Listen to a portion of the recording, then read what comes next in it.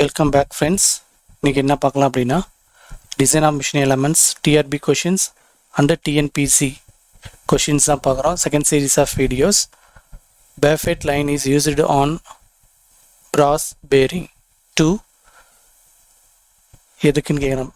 இது வந்து பார்த்திங்க அப்படின்னா பேஃபெட் லைனிங் அப்படிங்கிறத வந்து பிராஸ் பேரிங்க்கு எதுக்கு யூஸ் பண்ணுறாங்கன்னு கேட்குறாங்க. Options: increasing bearing resistant, increase compressive strength, provide any friction property, increase wear resistant. So இதுதான் வந்து பார்த்தீங்க அப்படின்னா பேஃபைட் லைனிங். ஸோ இது வந்து பேரிங்குள்ளே யூஸ் பண்ணுவாங்க. So babbitt lining is used on brass or bronze bearing to increase the bearing resistance. So அதை எதுக்காக யூஸ் பண்ணுவோம் அப்படின்னா அந்த பேரிங் ரெசிஸ்டன்ஸை வந்து இன்க்ரீஸ் பண்ணுறதுக்காக. ஸோ ரெசிஸ்டண்ட்டை வந்து இன்க்ரீஸ் பண்ணோம் அப்படின்னா நம்மளுக்கு வியர் வந்து கம்மியாகும். Increase the compressive strength and provide the anti friction property. So அதுக்காக தான் நம்ம வந்து பார்த்திங்க அப்படின்னா பேஃபெட் லைனிங் வந்து நம்ம பேரிங் பிராஸ் பேரிங்க்கு யூஸ் பண்ணுவோம். So option D is the correct answer. Increase the wear resistant. 12th question. The life of ball bearing is inversely proportional to load power 1/3, load cube, load 3.3, load power square. So life of bearing வந்து பார்த்தீங்க அப்படின்னா approximately the rating of service வந்து L is equal to C by W power K into 10 to the power 6 revolutions, where L is rating life, C is basic dynamic load, W is the equivalent dynamic load. So K is equal to 3 for ball bearing. So K is equal to 10/3 for roller bearing. Therefore, for ball bearing, K is directly proportional to 1/W, or life is directly proportional to 1 by load power cube. So therefore, the life of the bearing is inversely proportional to cube of the load acting on it. So option B is the correct answer. So the life of the ball bearing is inversely proportional to load power 3. 13th question. The bolt is rigidly flanged coupling connected to shaft transmitting power or subjected to. So ரெண்டு bolt வந்து பார்த்தீங்க அப்படின்னா flange கப்ளிங்கில் 2 ஷாஃப்டில் வந்து connect ஆகிருக்கு. So அப்போ வந்து அந்த ஷாஃப்டில் வந்து என்ன டைப் ஆஃப் 2 ஷாஃப்ட்டுக்கு என்ன டைப் ஆஃப் ஃபோர்ஸ் வந்து இன்டியூஸ் ஆகும் அப்படின்ட்டு கேட்குறாங்க. Subjected to shear force and bending moment and axial force, torsion and bending moment. So இதான் வந்து கப்ளிங். ஸோ கப்ளிங்கில் வந்து பார்த்தீங்க அப்படின்னா நம்மளுக்கு வந்து கீ இருக்கும். ஸோ கீவே இருக்கும் ஃபார் டைட்டாக அந்த ஷார்ட்டை கவர் பண்ணுறதுக்காக, ஹோல்டு பண்ணுறதுக்காக கீவே. போல்டு 4 போல்ட்ஸாக இருக்கும். 2 flanges are together by the bolt. So இதான் வந்து ஃப்ளான்ச் கப்ளிங். ஸோ இந்த ஃப்ளான்ச்சோட போல்டில் வந்து பார்த்தீங்க அப்படின்னா by shearing of bolt. So இந்த இடத்துல ஒவ்வொரு போல்ட்லையும் நம்மளுக்கு என்ன ஆக்ட் ஆகும் அப்படின்னா ஷியர் வந்து கிரியேட் ஆகும். So force acting on individual bolt ஒவ்வொரு போல்டுலையும் due to transmitted torque, mt is equal to p into d/2 into n, where mt is equal to torque transmitted by the coupling in terms of Newton mm, p is equal to force on each bolt, d is equal to pitch circle diameter of the bolts, n is equal to number of bolts. So direct shear stress in the bolt tau is equal to p by pi by 4 into d1 square. So tau is equal to two equations வந்து பார்த்தீங்க அப்படின்னா mt by pi dn d1 square by crushing bending of bolt. So crushing வந்து பார்த்தீங்கன்னா crushing and bending of bolt வந்து நடக்கும். crushing அப்படின்னா shear force. So option A is the correct answer. shear force and bending moment. 14th question. The transmit fillet welded joint is designed for tensile strength, compressive strength, bending strength, torsional strength. So இது வந்து பார்த்தீங்க அப்படின்னா fillet transmitted welded joint. So இதில் வந்து பார்த்தீங்க அப்படின்னா என்ன force act ஆகும் அப்படின்னா டென்சைல் ஃபோர்ஸ் வந்து ஆக்ட் ஆகும். So option A is the correct answer. 15th question. In welded joint, the throat of weld as compared to the size of weld is above same size. So இப்போ வந்து 2 welded joint இருக்குது. அதோட வெல்டுக்கும் த்ராட்டட் வெல்ட்டுக்கும் size of the வெல்ட்டுக்கும் compare பண்ணும்போது எப்படி இருக்கும் அப்படின்னு கேட்குறாங்க. about same சைஸாக இருக்குமா இல்லை about 0.7 times or about 0.5 times or about 0.25 times. So இதுதான் வந்து வெல்டட் போர்ஷன். இந்த லெக்கும் இந்த இது வந்து பார்த்திங்க அப்படின்னா த்ராட்டு. ஸோ இது வந்து பார்த்திங்கன்னா இந்த வெல்டட் போர்ஷன், இந்த வெல்டட் போர்ஷனும் இந்த த்ராட்டும் பார்த்திங்கன்னா மோரலஸ் சேம் சைஸ் தான் இருக்கும்.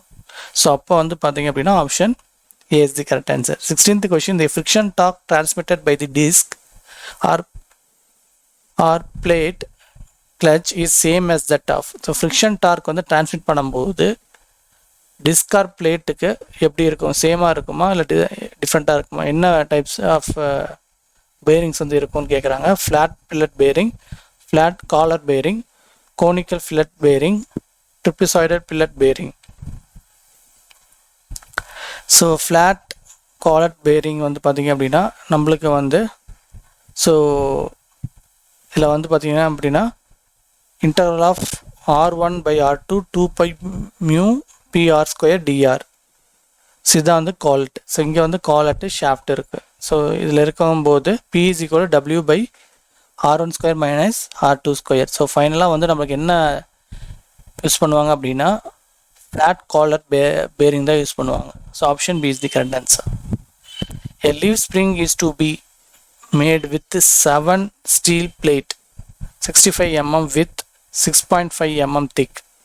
Calculate length of the spring to carry center load of 2.75 kilonewton and bending stress is limited to 160 megapascal.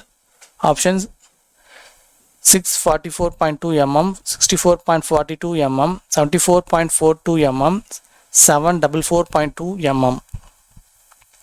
So given பார்த்தீங்க அப்படின்னா sigma B is equal to 160 megapascal, B is equal to 65 mm, T is equal to 6.5 mm, P is equal to 2.75 kilo Newton.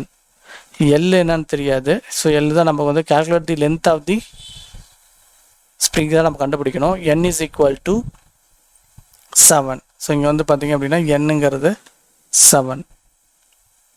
So we know that sigma B is equal to 3PL by 2pi BT square. So இந்த relation தான் use பண்ண போகிறோம். So இதில் வந்து நம்ம L இந்த பக்கம் கொண்டு வந்துடுறோம், ரிமைனிங் வந்து இப்படி கொண்டு வந்தோம் அப்படின்னா இந்த ஈக்குவேஷன் வந்து இப்படி மாறிடும். ஸோ இப்போது 2n BT ஸ்கொயர் சிக்மா பின்னு மாறிடும் divide by 2PL. So 2 into 7 into 65 6.5 square into 160 போட்டோம் அப்படின்னா ஃபைனலாக நம்மளுக்கு இன் டேர்ம்ஸ் ஆஃப் எவ்வளோ எம்எம்ல வரும் அப்படின்னா 744.2 mm வந்து வரும். So option B is the correct answer. So இதில் வந்து இங்கே N வந்து 7 அப்படின்னா 7 steel plate. So with 7 steel plate தான் N is equal to 7. So option D is the correct answer. 18th question, the coefficient of fluctuation of the speed in the flywheel or punching press is the range of. So coefficient of friction இப்போ வந்து பார்த்தீங்கன்னா ஃப்ளைவீலோட speed punching ப்ரெஸ்ஸுக்கு வந்து எவ்வளோ coefficient friction வந்து range இருக்குன்னு கேட்குறாங்க. So இதுதான் வந்து different types of machining coefficient of friction value. So நம்மளுக்கு கொஷினில் கேட்டது வந்து பார்த்தீங்க அப்படின்னா punching and pressing machines. So punching and pressing மிஷினுக்கு வந்து ரேஞ்ச் எவ்வளோ இருக்கும் அப்படின்னா கோஎஃபிஷியன்ட் ஆஃப் ஃப்ரிக்ஷன்ஸ் ரேஞ்ச் வந்து 0.2 to 0.07 இருக்கும். ஸோ அந்த ரேஞ்சுக்குள்ளே இருக்கும். ஸோ அப்போ நமக்கு ஆப்ஷன் வந்து பார்த்தீங்க அப்படின்னா 0. ஸோ பஞ்சிங் ப்ரெஸ் வந்து 0.2 to 0.27. ஸோ அப்போ வந்து பார்த்தீங்க அப்படின்னா நம்மளுக்கு ஆப்ஷன் C 0.062 0.2 வரையும் நம்மளுக்கு ரேஞ்ச் இருக்கும் coefficient of friction. Option C is the correct answer. 19th question, the fatigue life of the part can be improved. So fatigue life வந்து எப்படி எந்த பார்ட்டில் இம்ப்ரூவ் பண்ணோம் அப்படின்னா என்ன ஆப்ரேஷன் பண்ணணும்னு கேட்குறாங்க. Electro plating, policing, coating, spot pinning. Spot pinning is a cold working process used to produce a compressive residual stress layer and modify the mechanical property of metals and composites. So அப்போ வந்து பார்த்தீங்க அப்படின்னா நம்ம spot pinning தான் வந்து use பண்ணுவோம். Option D is the correct answer. 20th question, the torque transmitted by the friction clutch. Option A is more on the assumption of uniform pressure as a compared to the uniform wear, is less on the assumption of uniform pressure as compared to the uniform wear,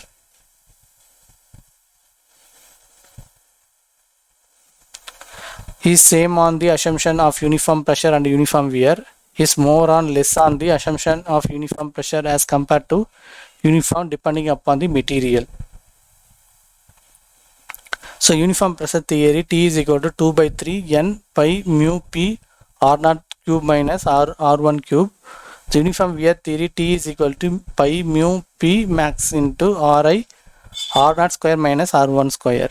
So வந்து பார்த்தீங்க அப்படின்னா the above comparisons we find that uniform pressure theory is higher torque capacity than uniform wear theory. So the assumption வந்து என்னது அப்படின்னா is more on the assumption of uniform pressure theory as compared to the uniform theory. Option A is the correct answer. Thank you.